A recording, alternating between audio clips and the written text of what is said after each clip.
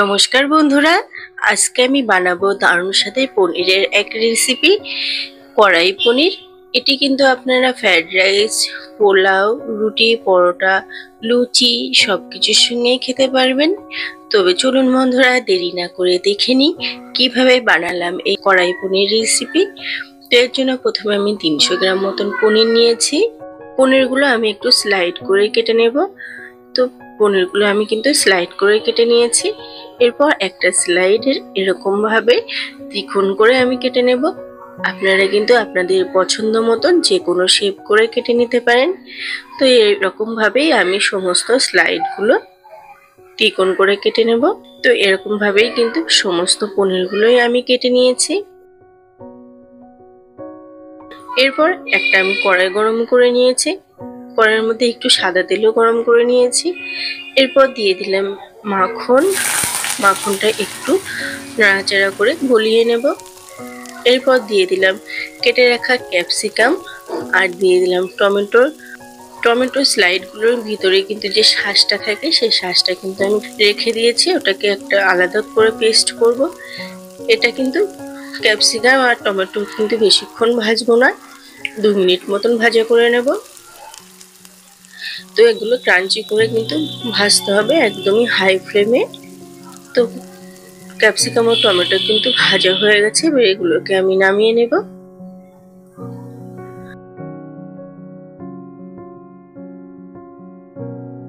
এরপর একই মাখনের মধ্যে আমি দিয়ে দিলাম কিছু আদা টুকরো, আর দিয়ে দিলাম কেটে রাখা টমেটোর টুকরো, আর দিয়ে দিলাম কিছু ধনেপাতা, আর দিয়ে দিলাম 2টো কাঁচা লঙ্কা। ঝালটা কিন্তু আপনাদের স্বাদ মতন দিয়ে দেবেন। এবার এগুলোকে একটু ভালো করে কষিয়ে নেব বা ভাজা করে নেব। এগুলো কিন্তু একদমই ভাজা হয়ে গেছে, টমেটোটাও কিন্তু একদম মজে গেছে। এরপর এগুলোকে আমি নামিয়ে নেব একটা মিক্সিং জারে, আর এটাকে ঠান্ডা করে নেব। তারপর ফাইন একটা পেস্ট তৈরি করে নেব। এরপর কড়াইতে দিয়ে দিলাম আর একটু মাখন। আপনারা চাইলে কিন্তু এটা ঘি দিয়েও করতে পারেন বা সাদা তেল দিয়েও করতে পারেন। এরপর দিয়ে দিলাম কেটে রাখা পনিরগুলো।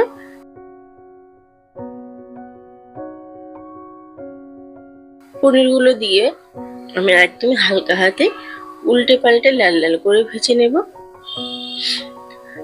এটা কিন্তু বেশি ভাজবো না, একটু হালকা লালচে করেই ভেজে নেব। তো অন্য পিঠটা কিন্তু নিচের পিঠটা হয়ে এসছে, এবার উল্টে পাল্টে অপর পিঠটাও ভেজে নেব। তো পনিরগুলো একদম হালকা লালচে করে কিন্তু ভাজা হয়ে গেছে। এদিকে একটা পাত্রে আমি গরম জল করে নিয়েছিলাম, অল্প একটু লবণ মিশিয়ে দিলাম। এরপর ভেজে রাখা পনিরগুলো এই জলের মধ্যে আমি ভিজিয়ে রাখবো। এতে পনিরগুলো কিন্তু অনেকটাই সফট হবে, রান্নার পরে পনিরগুলো কিন্তু শক্ত হয়ে যাবে না।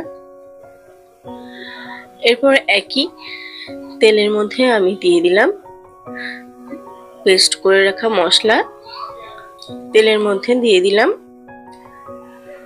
টমেটো, আদা, কাঁচা লঙ্কা আর ধনেপাতা যে পেস্টটা করেছিলাম সেই পেস্টটা দিয়ে দিলাম।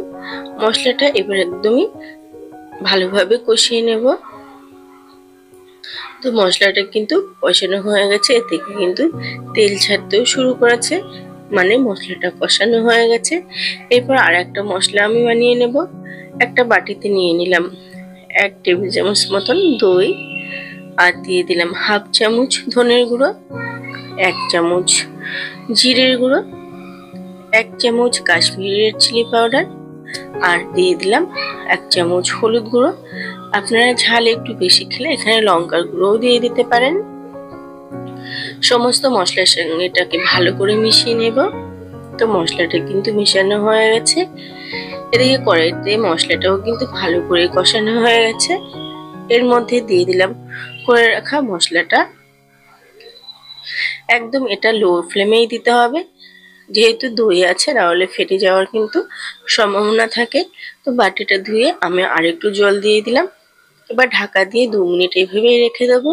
তো মশলা থেকে কিন্তু তেল ছাড়তে শুরু করেছে, মানে মশলাটা কষানো হয়ে গেছে। এরপর দিয়ে দিলাম ভেজে রাখা ক্যাপসিকাম ও টমেটো কুচি। এটাও মশলার সাথে আমি ভালো করে কষিয়ে নেব। তো এটা কিন্তু কষানো হয়ে গেছে। এরপর দিয়ে দিলাম স্বাদ মতো লবণ আর অল্প একটু চিনি। যেহেতু নিরামিষ রান্না, এটা খেতে কিন্তু দারুণ লাগে। আর এরপর দিয়ে দিলাম পনিরগুলো দিয়ে মশলার সাথে কিন্তু এটাকে একটু ভালো করে কষিয়ে নেব, তাহলে পনিরগুলো খেতে কিন্তু দারুণ লাগবে। এইবার পুজোতে এইভাবে একবার পনির রেসিপিটা বানিয়ে দেখতে পারেন, খুবই ভালো লাগবে। আপনারা রুটি, পরোটা, লুচি সবকিছুর সঙ্গে কিন্তু খেতে পারবেন। মশলাটা কিন্তু একদমই কষানো হয়ে গেছে। এইবার দিয়ে দিলাম পনিরগুলো, যে জলে ভিজিয়ে রেখেছিলাম অল্প একটু দিয়ে দিলাম, যেহেতু বেশি লাগবে না এখানে। এবার ঢাকা দিয়ে এটাকে আমি 5 থেকে 6 মিনিট মতো রান্না করে নেব টকবক করে। তো বন্ধুরা, রেসিপিটা কিন্তু একদমই রেডি হয়ে গেল। এবার নামানোর আগে দিয়ে দিলাম কিছু ধনেপাতা কুচি। এটাকে ভালো করে মিশিয়ে নেব, আরো 2 মিনিট মতো ফুটিয়ে নিলাম। তো বন্ধুরা, রেডি হয়ে গেল দারুণ স্বাদের কড়াই পনির। রেসিপিটা আপনাদের কেমন লাগলো অবশ্যই কিন্তু কমেন্ট করে জানাবেন। ভালো লাগলে লাইক শেয়ার করার অনুরোধ রইল। ইউটিউব থেকে দেখলে চ্যানেলটি সাবস্ক্রাইব, পেজ থেকে দেখলে পেজটি ফলো করার অনুরোধ রইল। আজ এই পর্যন্তই, আবারও হাজির হব অন্য কোনো রেসিপির সাথে।